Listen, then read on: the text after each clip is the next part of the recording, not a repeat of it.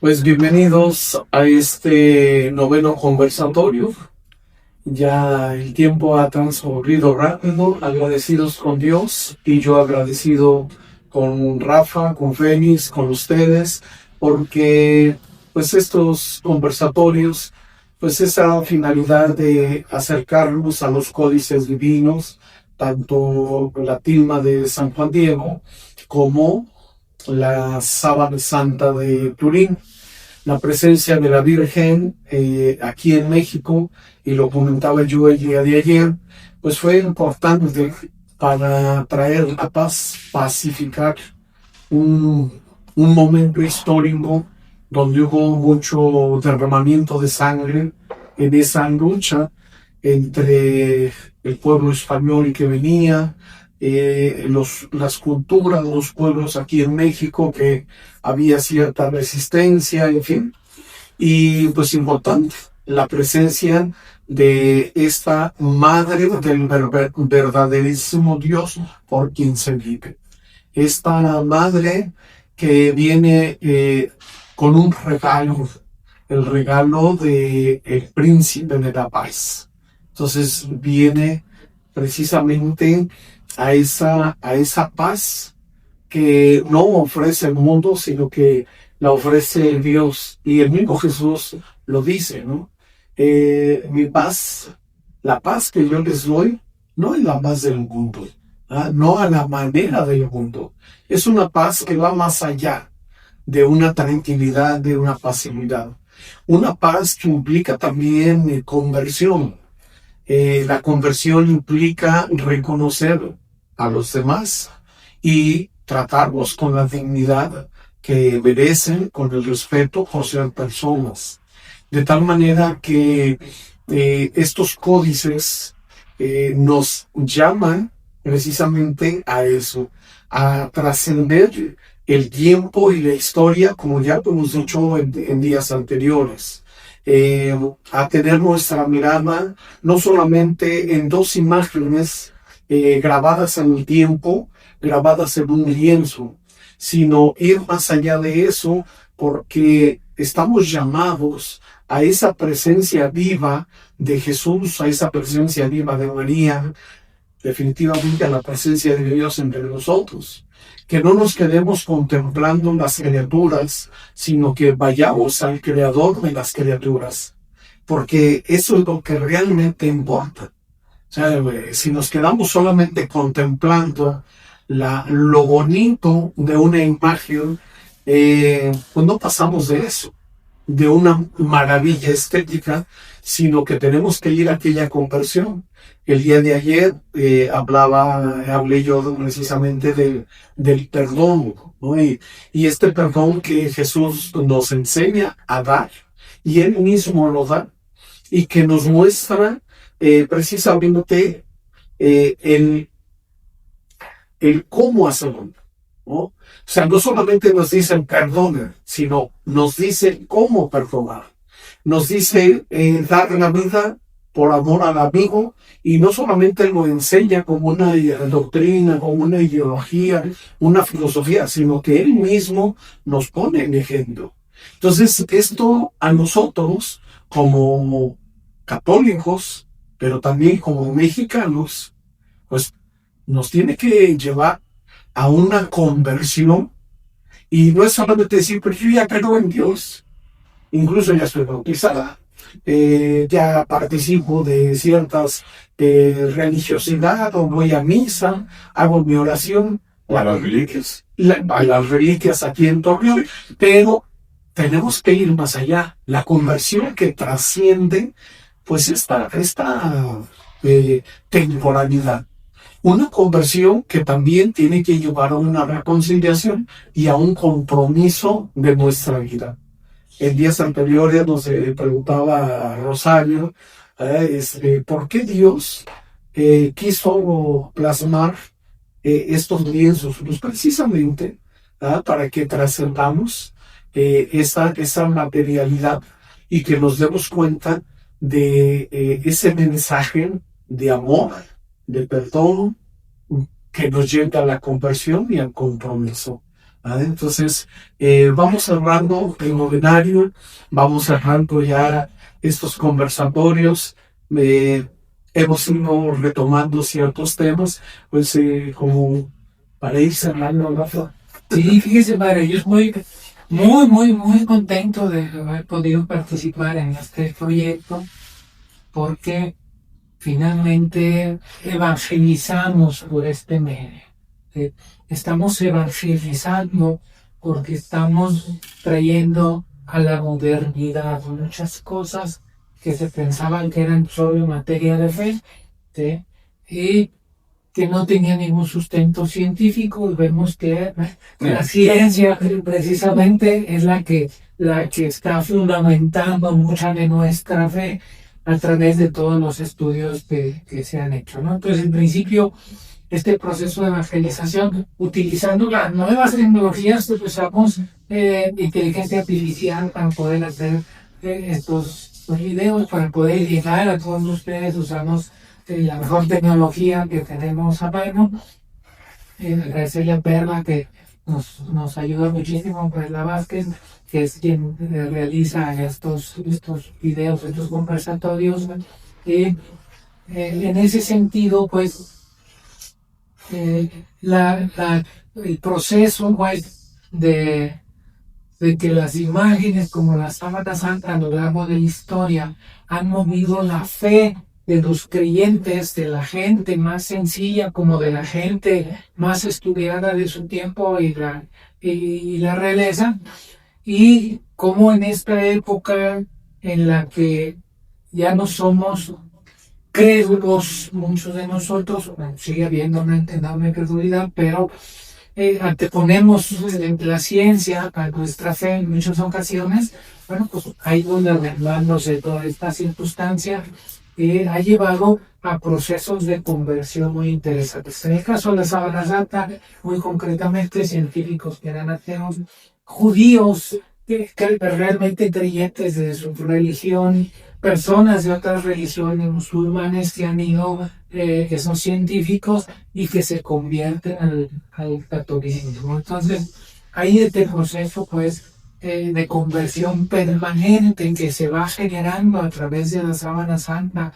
Muchos sacerdotes que dicen que a raíz de que tuvieron ellos un contacto, conocimiento sobre la Sábana Santa, se decidieron al sacerdocio, y entonces además como una fuente de vocaciones.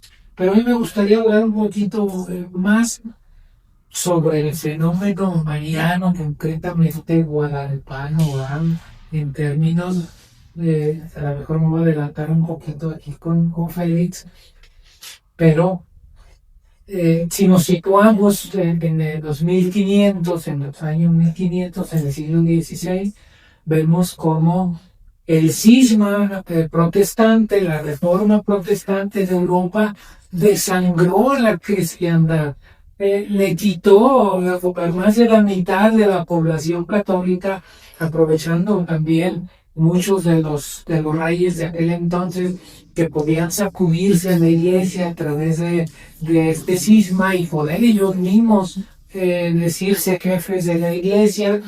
Y entonces se desangra la iglesia, los creyentes, el número de creyentes que había en Europa, Asia, pero a través de la presencia de la Virgen de Guadalupe se recupera con creces, porque es la conversión más grande que ha habido en toda la historia, la que se genera a través de la Virgen de Guadalupe.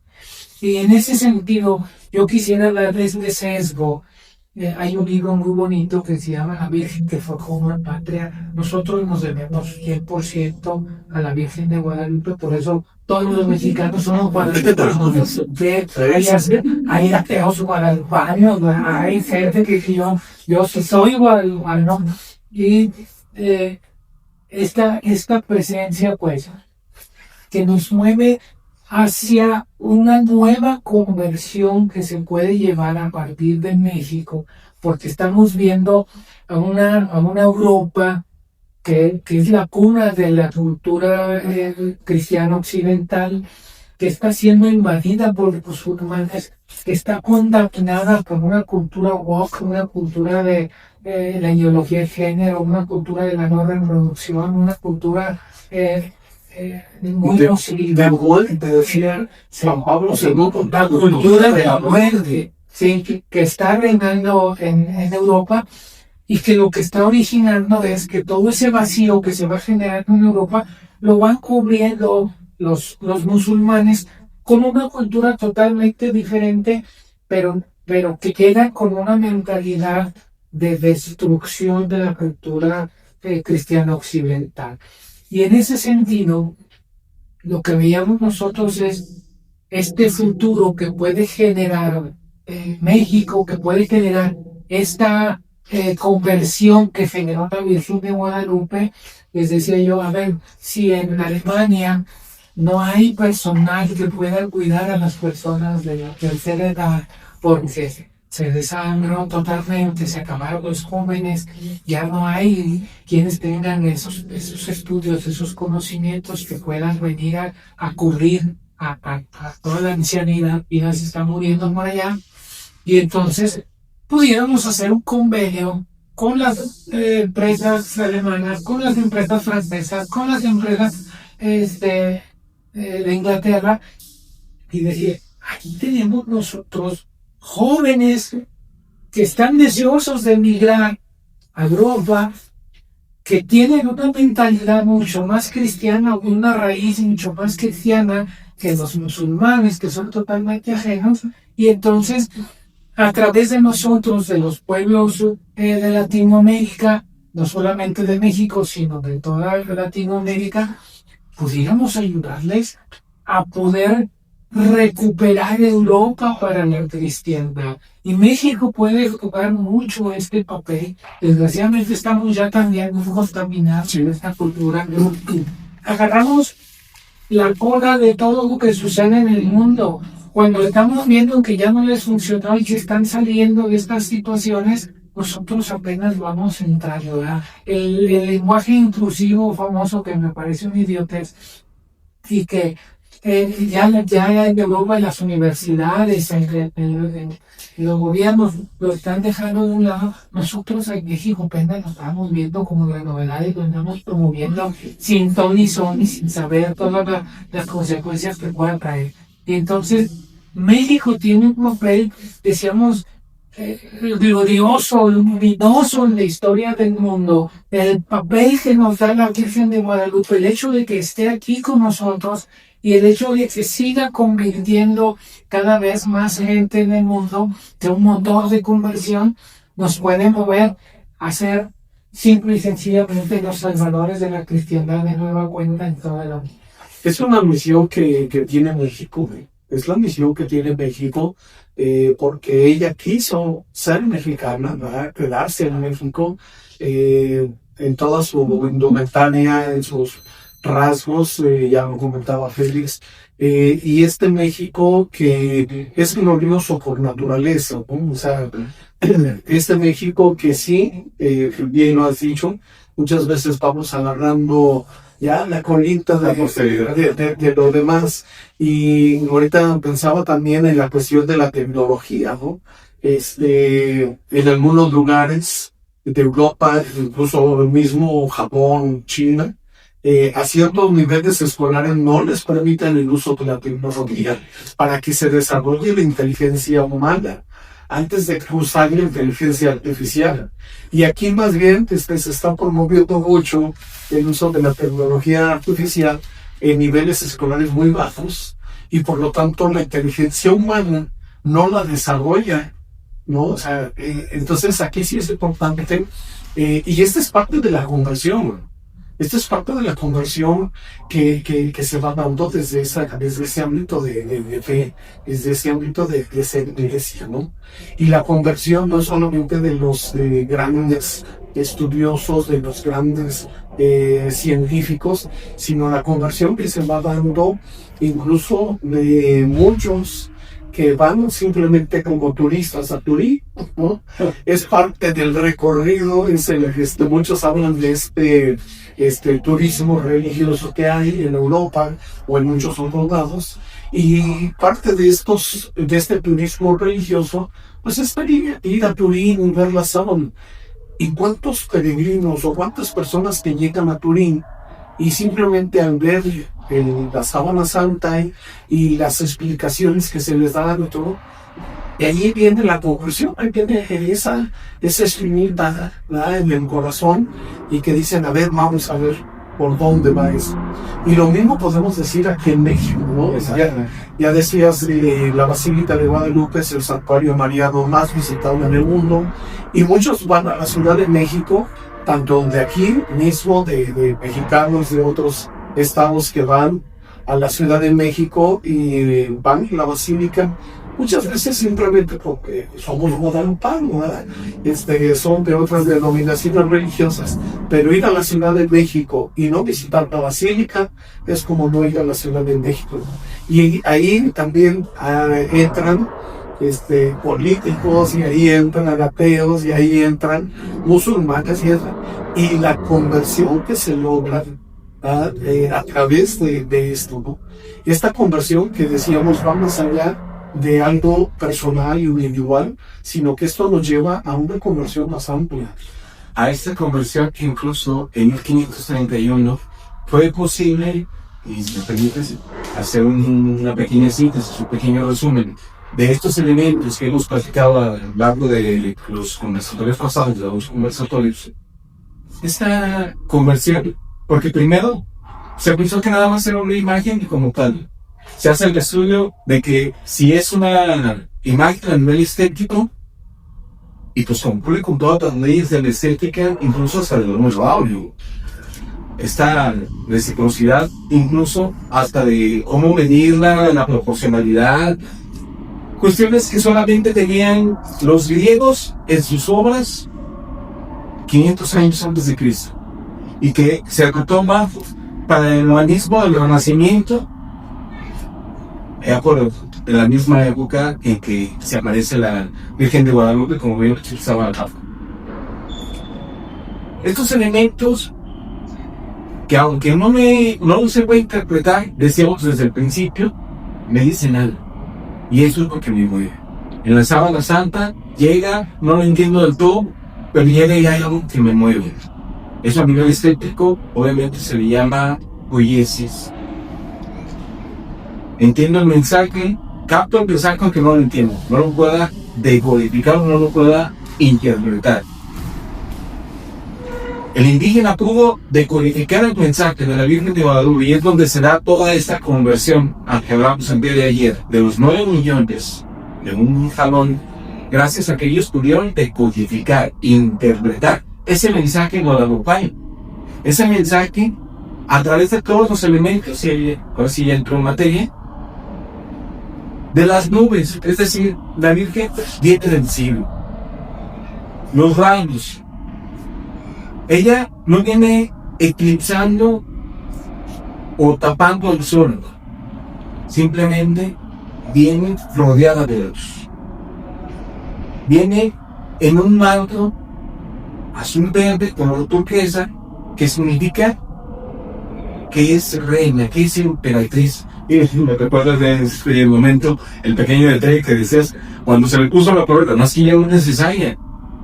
No era necesaria una corona como signo, tal vez occidental, cuando ya traía el ciclo propiamente de que era emperatriz de México, solamente con un manto, y donde cuenta con todo ese manto cubierto de estrellas, que ya se tenemos especificado. El velo. A muchos no les voy a llamar la atención el pelo, si se tiene que ver. El pelo, como bien pusiste una analogía, cuando hablabas de la sábana santa, una mujer virgen traía el pelo suelto, una mujer casada en la cultura indígena lo traía trenzado. Entonces se está diciendo que la presencia que tengo enfrente es una mujer virgen, pero que al mismo tiempo también está encima. Por eso, incluso ya lo habíamos dicho, de ahí viene la palabrinda. Cuando se le ven las manos juntas, que una significa una raza propia de aquí de estos lugares, y la otra la raza la que se está uniendo para formar una nueva cultura, está rodeado de una cinta negra. que significa que está encinta, que está embarazada. Y esto también lo dice la rodilla. Pero la rodilla doblada significaba el modo de oración de los antiguos indígenas, que ya también lo hemos platicado, y que Rafa nos hacía autorización en el momento en que se presentan las distintas imágenes en los ojos de la Virgen. La cabeza inclinada no es que viene con una personalidad de altura, no, viene con una mirada de muchísimo cariño para adoptar a todo aquel que se acerque a ella. Incluso lo podemos definir en como ella se definió ante Juan Diego. Yo soy la madre del verdadero Dios. No menciona otras palabras, es decir, se define es una madre. El vientre, que al mismo tiempo que tiene la huella doblada, nos da la indicación de que está embarazada, junto con la cinta que lleva al nuevo de los indígenas a la representación de Quetzalcóatl, pero sabemos que es el Dios que se hace humano y que viene a estar entre nosotros. Ese Dios que obviamente tuvo que pasar por muchísimas vicisitudes, pero tenemos ahí la evidencia de que sí estuvo entre nosotros, que es la persona de María. Ya dijimos también de la túnica rosa que está cubierta de flores. Flores de 4 pétalos que significaban los 4 puntos cardinales y unidas al mismo tiempo forman un número 8 que normalmente a veces ponemos en torno de una estrella o de un mapa. Son los 4 puntos cardinales, pero el 8 significa el universo. Pero al mismo tiempo son 9 flores. 9 flores que eran los 9 pueblos más importantes del Valle de México. No solamente era Tenochtitlan, era Texcoco, era Tonalá. Y ya cada uno de ellos tenía 3 pueblos como dice aquí. La luna negra, ya lo hemos dicho, es que se viene a presentar en México. El ombligo de la niña. Esta palabra utilizada por primera vez por Tlacaelli. El sumo sacerdote de la Edad Blanca, ya para terminar, el ángel. Esa visión del niño y del anciano, porque aquí sirve, a diferencia de lo que me estaba diciendo ahorita Rafa, era una cultura que representaba o tenía un respeto grandísimo por las personas mayores. Aquí lo que dice la persona mayor sí tiene mucha importancia. Lo tanto que además de los códices hay un libro completo de todos los consejos de los ancianos que le pueden decir a la nueva generación. Ese libro lo podemos encontrar en el Fondo de Cultura Económica y se llama Huehuetlatoyo. Es decir, ese mensaje lo supieron interpretar los indígenas por todos estos elementos. Y ahí la verdadera decodificación del mensaje. Y eso logra la conversión del indígena en ese momento. Exacto. Pero en estos 500 años, bueno, ya próximos 500 años de la presencia de la Virgen María, pues también ha habido una serie de conversiones y de testimonios, incluso muy actuales, ¿no? En este año, en este novenario, y bueno, pues gracias a Dios y gracias a la Virgen, y eso también nos alienta pues, a seguir en esta tarea de evangelización. Pues también ha habido esos testimonios de conversión en este año, en este novenario, con este material que estamos compartiendo con ustedes.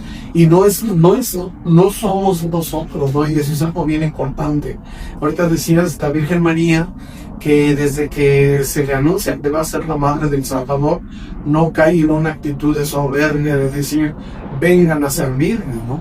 Al contrario, es la primera en salir a servir a su prima Isabel. Y es la primera en que, sin comprender todo lo que Dios está depositando en ella, esa misión de ser la madre de su hijo, esa confianza puesta en María, y ella con toda humildad, ¿no? He aquí la esclava del Señor, hágase en mí según tu palabra. En la visita a su prima Isabel me proclamarán bienaventurada, pero dice Isabel, dichosa tú porque has creído. Entonces, sí, María es dichosa porque es la madre del Salvador. Y el niño Jesús dice, dichosos aún más aquellos que escuchando la palabra de Dios la ponen en práctica. Y esto es lo que queremos, y por eso el propósito de compartir con ustedes este material de los códices divinos. Porque estamos apasionados por estos temas, ¿no? En los códices divinos, tanto la sábana de Turín como la imagen de la Virgen de Guadalupe latino, pero no somos más que servidores, no somos más que el medio por el cual pues llevamos el mensaje, pero podemos dar testimonio de conversión. Sí, nada más me llama la atención que los musulmanes no hayan tantas conversiones hacia el catolicismo. Decía un converso musulmán que en el Corán aparece más el nombre de María que el de Mahoma o Mohammed, como le llaman, aparece más el nombre. Y bueno, a mí me da mucho gusto haber participado en estos diálogos, porque además nos permite ser instrumentos de conversión nosotros mismos a través de estos diálogos, y no solamente para ustedes, es un proceso de conversión, de fortalecer nuestra propia conversión con este intercambio de conocimiento. Yo aprendí mucho también en estos conversatorios, y les agradezco muchísimo todo el Gracias, Rafa, porque pues yo también aprendí bastante de la Sábana Santa, cosas que se van diciendo y que incluso a veces vamos sabiendo, pero nos va a aprender, ¿verdad? Y pues nuevamente le digo que Rafa, damos las gracias a Perguita y a Valente, que acabamos de pastor ahí en la parroquia, que nos han ayudado con estos conversatorios. Y gracias, Padre, por ver este espacio y pues que nos pusiste ahora, así que no a chambear, a decir pasa. Así es, agradecidos con Dios, agradecidos ya con todo el equipo. La pastoral de la comunicación de la parroquia de Nuestra Señora de Guadalupe y en general la pastoral de la comunicación de la provincia claretiana de México, pues hemos querido acercarnos a ustedes por medio de este novenario digital. Que Dios les bendiga y agradecemos que se suscriban al canal, que nos den el like, que compartan, pero también que compartan con nosotros pues qué temas les gustaría que tratemos.